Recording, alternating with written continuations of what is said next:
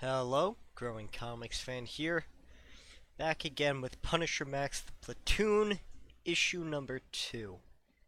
Now, this is one of the more formative experiences that's probably going to be put into this Punisher run through.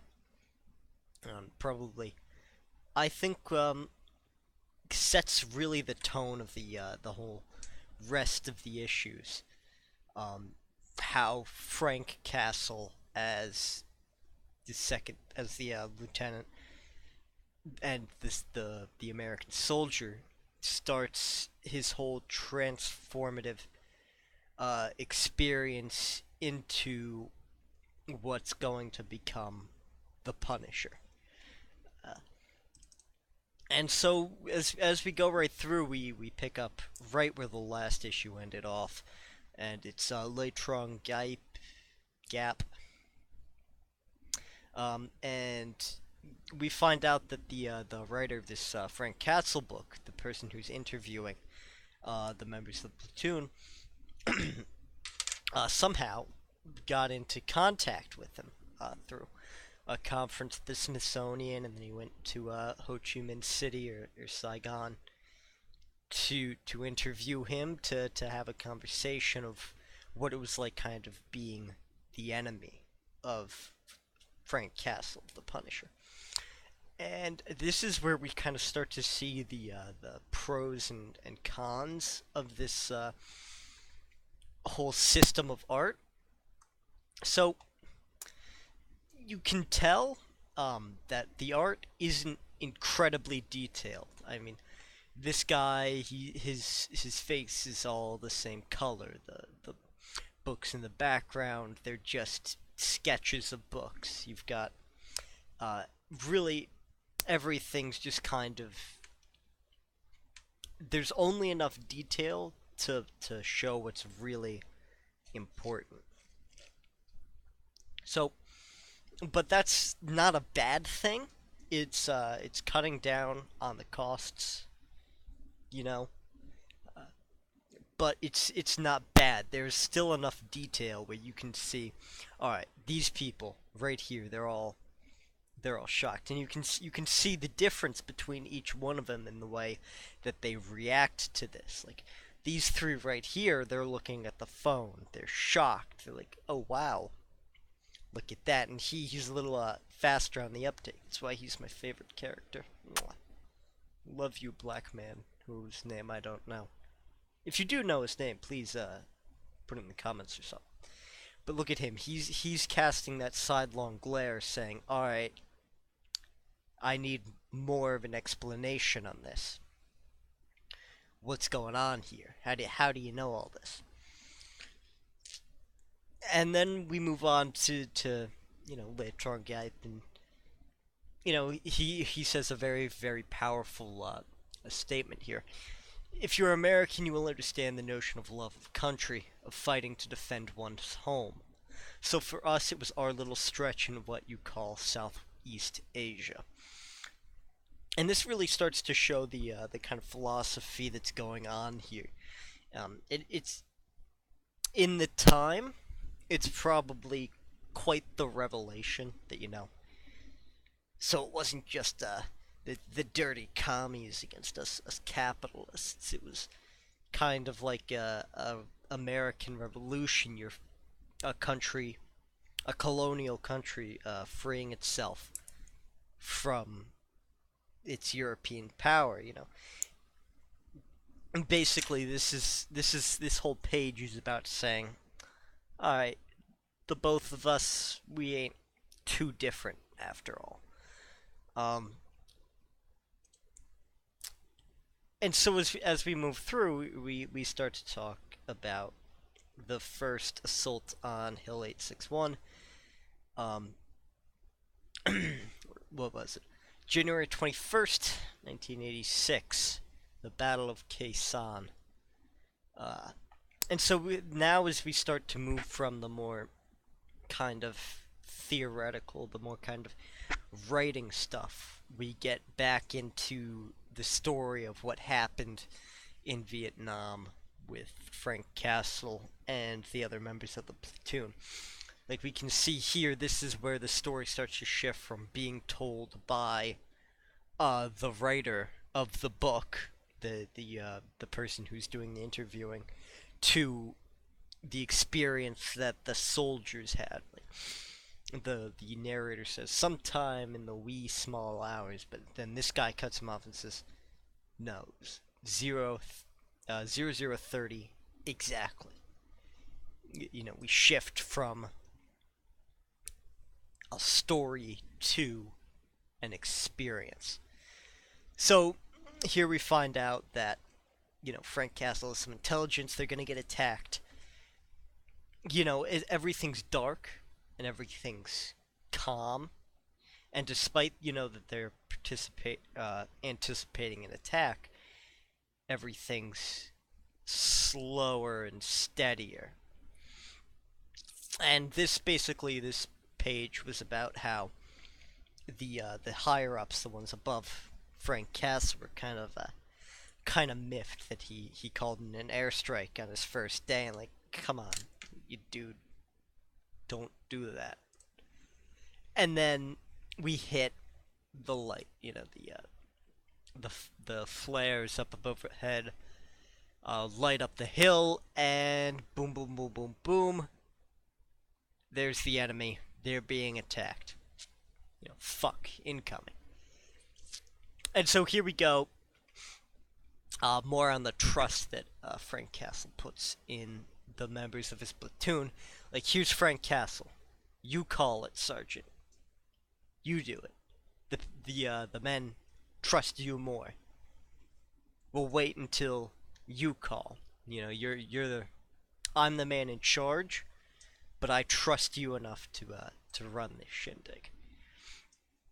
And then boom, Sergeant calls it, fire, bam, bam, bam, bam, bam. And now we kind of see the struggle between the interviewer, who's trying to get, you know, a sensational book that he can say, hey, this is Frank Castle, look at that, he killed a dude. If you're hoping for the details, we can't help you. Once it starts, you get tunnel vision. So this is them saying, like, you know, we had our experience there, and you gotta kind of respect what we went through. I don't know, though. You know, you're glued to what's in front of you, and nothing penetrates it at all. And,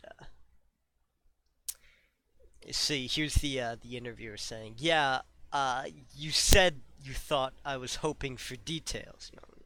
And this guy's like, yeah, of course, you just want to know what Frank Castle did, not how the platoon went, how the battle went, what we went through, how Frank Castle affected what we went through. You want to say, and in 1968, Frank Castle blasted this guy's head off, and it's like, and you can see the stuttering, like, yeah, that's what he wanted. He kind of got seen through. And then you also see that the narrator here, the writer of this story, the conductor of this interview, he's a little bit of a wimp. You know, he says, I doubt he would have seen anything more than a black shape in his sight. I don't even know if he hit what he aimed at. First time he drew a bead.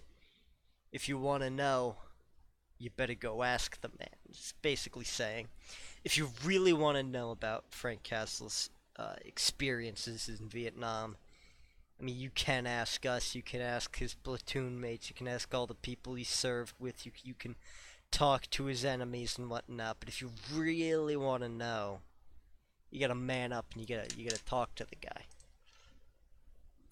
And then we go right back to the villain, to the bad guy, to the colonel, and Soldier Lee.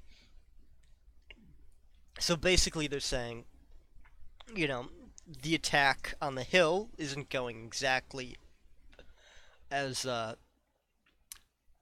other soldier expected it to, or hoped it to. It was like, alright, what can we do? What can we do to fix this? And then the more experienced colonel says, we can't do anything. We did all that we could. We gave out the orders. We had the attacks. If we had a last opportunity to turn around and say, all right, no, we won't attack today. We're gonna attack later. But yeah, here it is. But now, regardless, the drama must play out to its end. The battle's happening. You just gotta hope to win.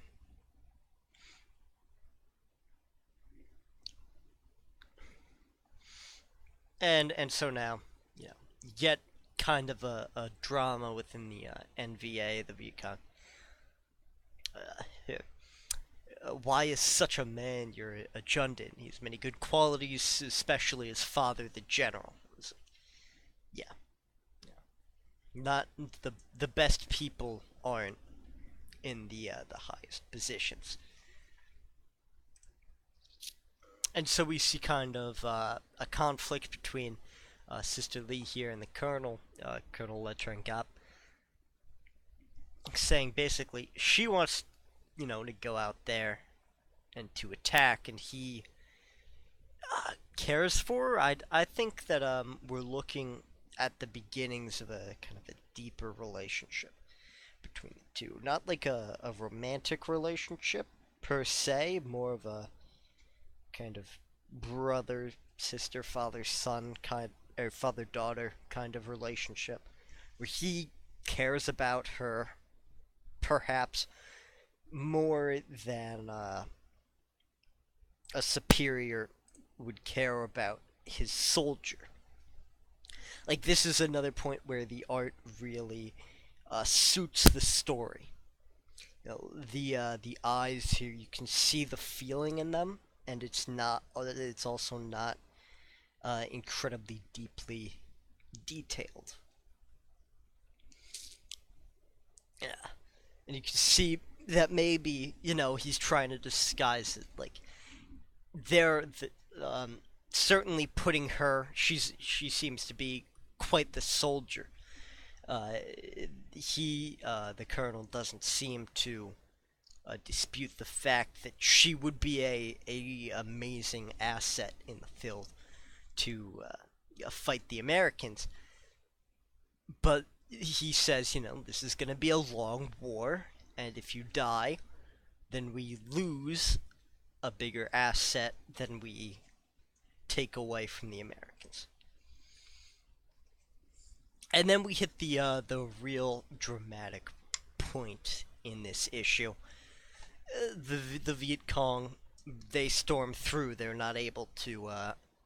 The Americans aren't able to hold the North Vietnamese away, and they charge the trenches and they get in. Now, here's Frank's Castle's really showing what great a commander, what great a soldier he is.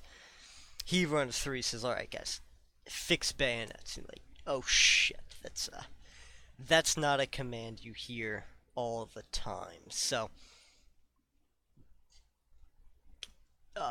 especially how this guy kind of narrates the whole thing. Uh, Fix bayonets. It's not an order you ever expect to hear, but that was the thing. He had the instinct for it. Frank Castle seems to be less of like the by the book lieutenant, and he's more, alright, we have to fight. We gotta fight. Let's find out how we can fight. And I'm gonna say it again, just how kind of the art's not good, I'd say, but it's great in how it fits the story. Like, you imagine that you have like a Adventure Time-esque cartoon animation for some horror movie. It doesn't fit. But for Adventure Time art fits. It's about how the art and the relation between the art and the story, and that's really how it fits. So here we go. We get a nice full page spread of Frank Castle kicking some ass. Yeah, taking names and whatnot, and you can see kind of like the whole point of this full page spread is all about here. You have to kind of let the devil in the door. Like in this, you're not looking at a calm, cool, and collected soldier. You're looking at it's kill or be killed. Pick up your gun down a group of men, choke somebody out because otherwise he's gonna kill you.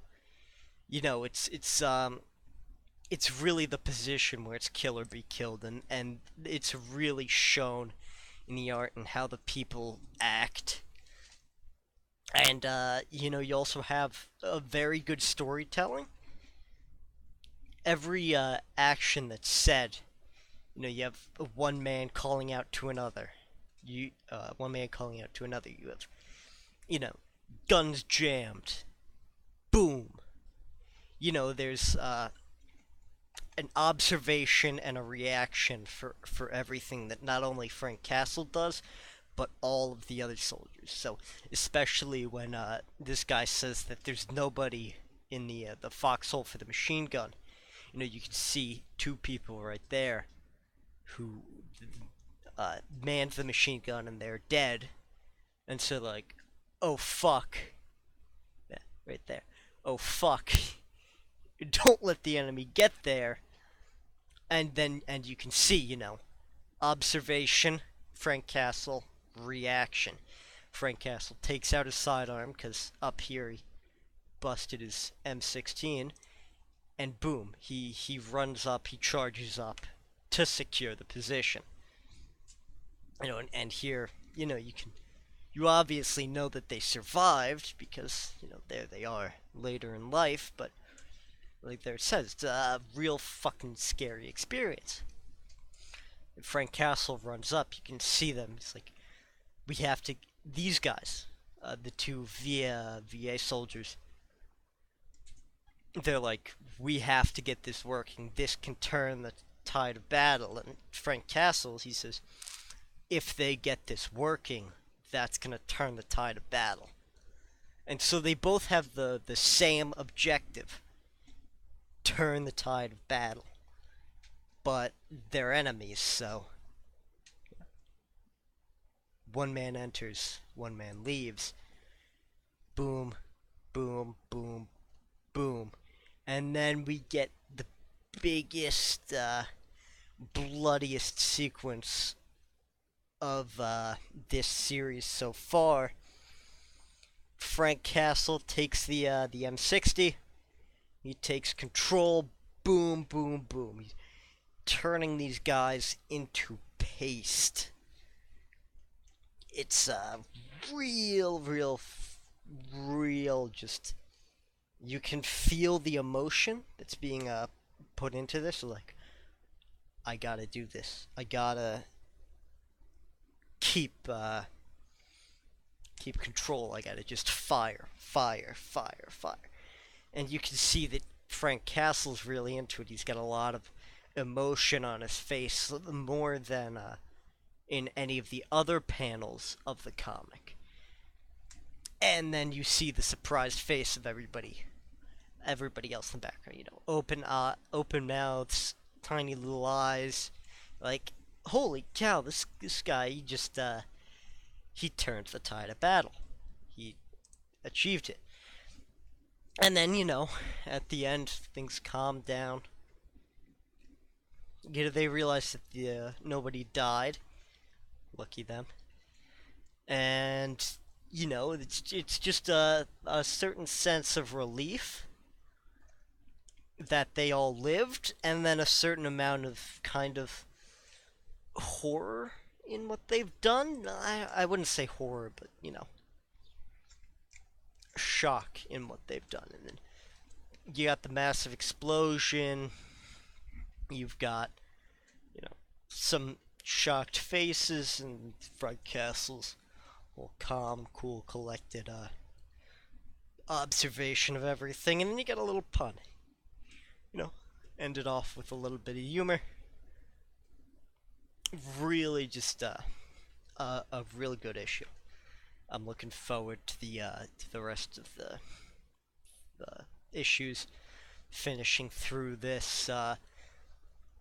As always, remind me or recommend me some comics that you want me to read through. I'm thinking of switching my Black Panther read through to a Ultimate Spider-Man read through. I've read a little bit of that. Looks like it'd be good. I got through like 20 or 30 issues, and I figured, hey, I could read through this, maybe a couple issues at a time, because it's a little slow. But Ultimate Spider-Man 2003, probably gonna be a video tomorrow or the next day. Like, favorite, subscribe, do whatever the hell you want. Growing comics fan here. I'll see you all next time.